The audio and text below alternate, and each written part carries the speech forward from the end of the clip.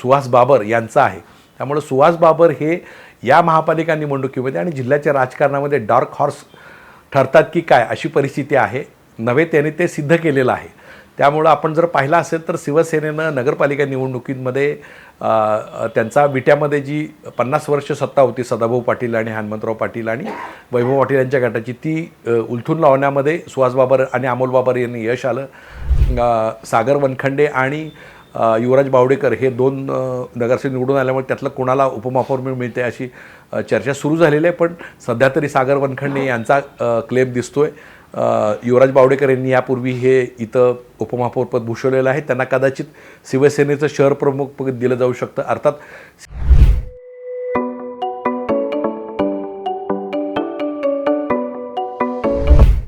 नमस्कार, मी हनुमंत मोहिते, हनुमंत मोहिते .सोनेरा या माझ्या यूट्यूब चॅनलवर सर्व प्रेक्षकांचं स्वागत आहे। नुकतंच सांगली महानगरपालिकेचा निकाल लागलेला आहे आणि सांगली महापालिकेमध्ये भाजप, शिवसेना आणि राष्ट्रवादीची संयुक्त सत्ता येईल अशी सध्या परिस्थिती आहे। पण या सगळ्यांमध्ये जी महत्त्वाची कामगिरी झालेली आहे ती शिवसेनेची झाली। शिवसेनेला 1998 साली एक नगरसेवक आणि 2003 साली एकदा नगरसेवक हे दोनच एक वेळा नगरसेवक आलेले होते। पण यावेळी मात्र शिवसेनेनं अतिशय चांगली मुसंडी मारली। याच्यामध्ये सगळ्यात मोठं नियोजन आहे ते आमदार सुहास बाबर यांचं आहे।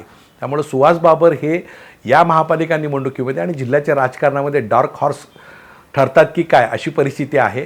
नव्हे त्याने ते सिद्ध केलेलं आहे। त्यामुळे आपण जर पाहिलं असेल तर शिवसेनेनं नगरपालिका निवडणुकीमध्ये त्यांचा विट्यामध्ये जी 50 वर्ष सत्ता होती सदाभाऊ पाटील आणि हनुमंतराव पाटील आणि वैभव पाटील यांच्या गटाची ती उलथून लावण्यामध्ये सुहास बाबर आणि अमोल बाबर यांनी यश आलं। त्यानंतर शिवसेनेचा नगराध्यक्ष त्या ठिकाणी बसला। त्यानंतर शिराळा येथे सुद्धा शिवसेनेचा पृथ्वीसिंग नाईक यांच्या रूपानं नगराध्यक्ष बसला। त्यामुळे सांगली जिल्ह्याच्या 8 नगरपालिकांपैकी 2 ठिकाणी शिवसेनेचा नगराध्यक्ष हा निवडून आला। त्याच्याबरोबरीने सांगलीमध्ये 34 नगरसेवक निवडून आणण्यामध्ये शिवसेनेला यश आलं। ईश्वरपूर नगरपालिकेमध्ये शिवसेनेचे सदस्य आहेत। त्यानंतर शिराळा नगरपालिकेमध्ये शिवसेने सदस्य आहेत, विट्यामध्ये सदस्य आहेत आणि आटपाडीमध्ये सुद्धा थोडक्यात बहुमत हे शिवसेनेचं हुकलं, तिथं सुद्धा नगरसेवक आहेत।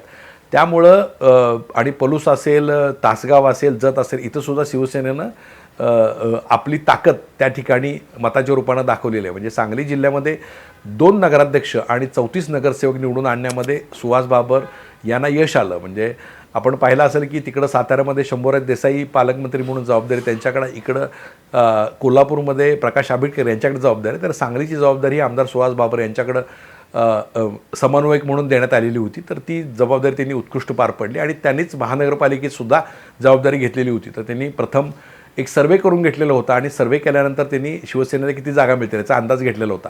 पण भाजपबरोबर त्यांची युतीची चर्चा सुरू होती, पण चंद्रकांत पाटील असतील किंवा सुहास बाबर असतील आणि समित कदम असतील तर यांच्या युतीची बोलणी काही सक्सेस झाली नाही। त्यामध्ये मोहन मनखंडे यांच्या कुटुंबियांच्या उमेदवारांना वाद झाला आणि सरतेशेवटी ती युती तुटली। पण तरीसुद्धा हार न मानता सुहास बाबर असतील, बजरंग पाटील असतील, सुनीता मोरे असतील, संजय विभूते असतील, या सगळ्यांनी मिळून ताकदीनं ही तर निवडणूक लढवली आणि जवळजवळ 65 उमेदवार या ठिकाणी शिवसेनेचे त्यांनी उभा केले। तर त्याच्यामध्ये जो सर्वे आमदार सुहास बाबर यांनी केला होता त्याच्यामध्ये जवळजवळ 14 ते 16 नगरसेवक हे त्यांनी A+ धरलेले होते।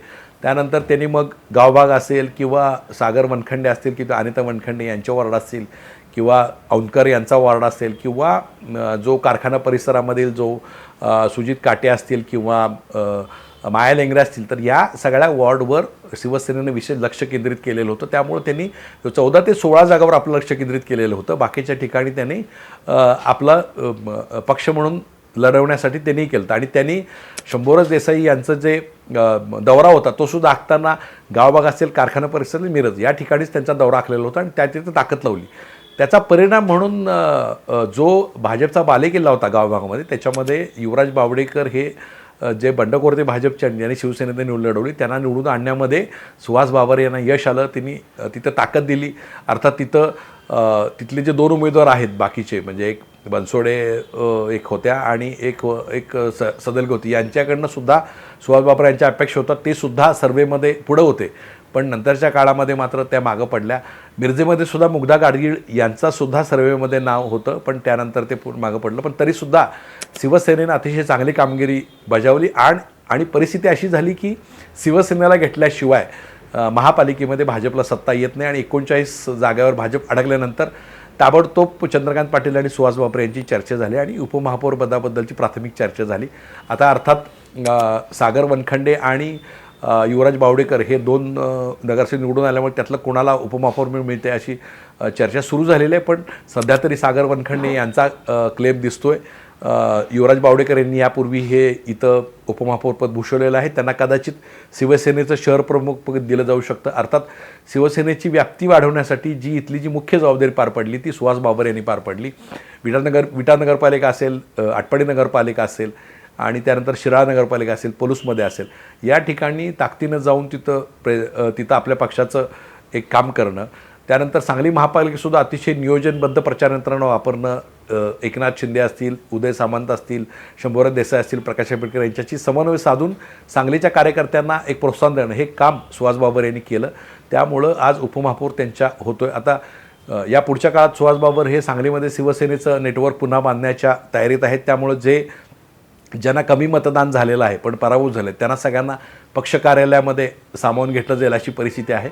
त्यामुळं जिल्ह्याच्या राजकारणामध्ये पूर्वी जयंत पाटील असतील, पतंगराव कदम असतील, आर पाटील असतील यांचं एक राज्य होतं. त्यानंतर आता विशाल पाटील, विश्वित कदम हे प्रमुख नेते आहेत. जयंत पाटीलसुद्धा आहेत, रोहित पाटीलसुद्धा आहेत, सत्य देशमुख पण आहेत. अशा परिस्थितीमध्ये एक डार्क हॉर्स म्हणून सुहास बाबर हे आपल्याला पुढे येताना दिसतात. त्यामुळे जिल्ह्याच्या राजकीय पटलावर ते आगामी काळामध्ये जिल्हा परिषद निवडणुकीतसुद्धा पुढं जातील यामध्ये काही शंका नाही, कारण शिवसेनेची ताकद त्यांच्याबरोबर आहे.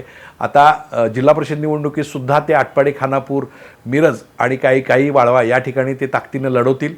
त्यामुळं पुढच्या राजकीय वाटचालीकडं आपल्याला लक्ष ठेवावं लागेल.